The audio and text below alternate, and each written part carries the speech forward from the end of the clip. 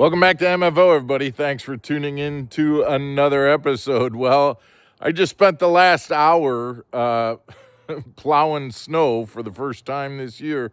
I think this is not going to be the last time I plow snow. We got hit really, really bad, probably about 8 inches of snow. But I want to talk about two things. Basically, I want to talk about winter baits and what are the best winter baits.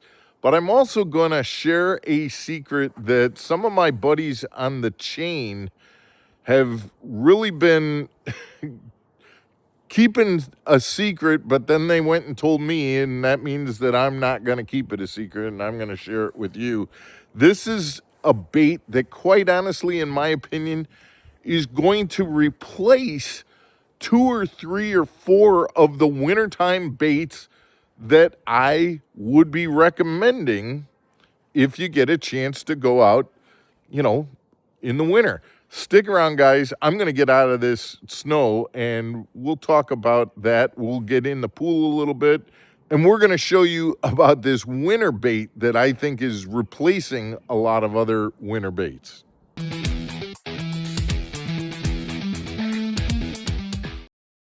Welcome back to Mark Fisher Outdoors, everybody. I'm Mark Fisher.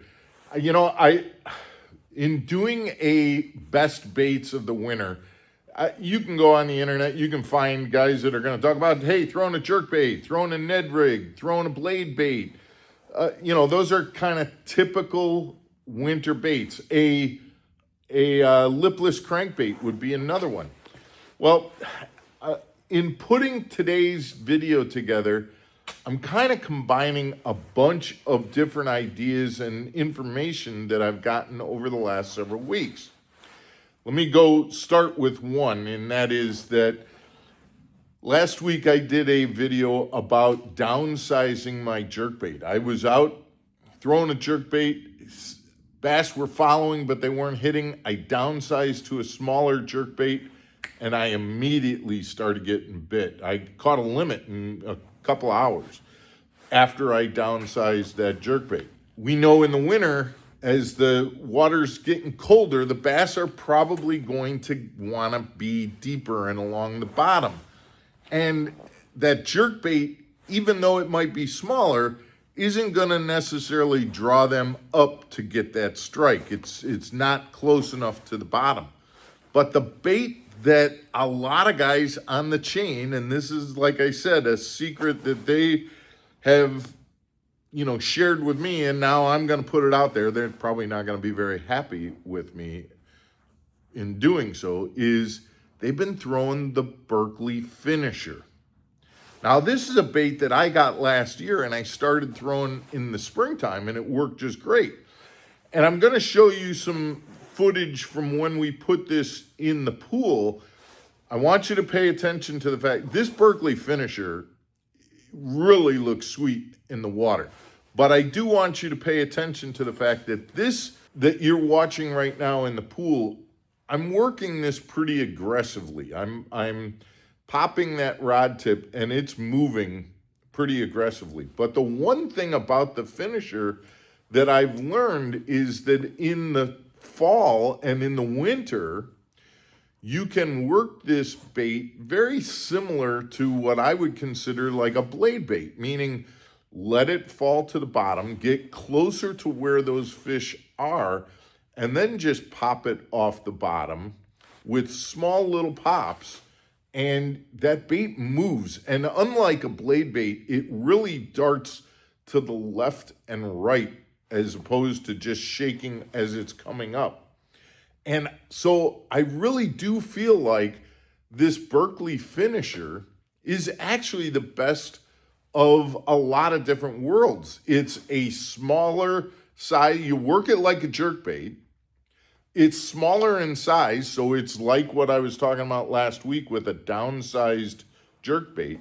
But you're able to, by throwing it out and letting it hit the bottom and then popping it off the bottom, you're able to get that vibration. You're able to get it right in front of the fish's face. You're able to tantalize them with that reaction type of a strike.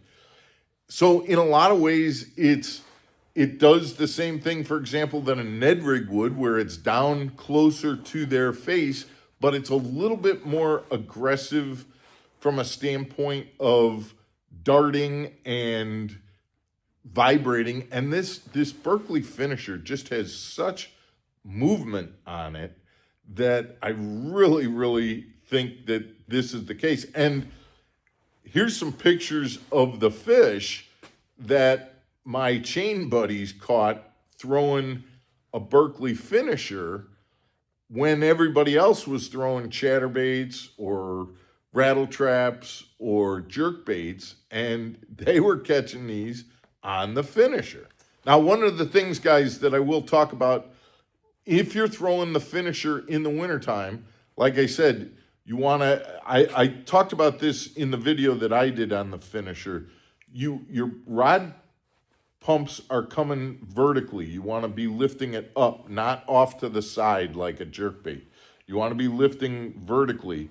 And you don't have to overwork it, and just kind of pop it. And in the wintertime, let it rest. Let it flutter a little bit, not necessarily rest on the bottom, but hold it and reel it and then pop it a little bit. Just nice and gentle.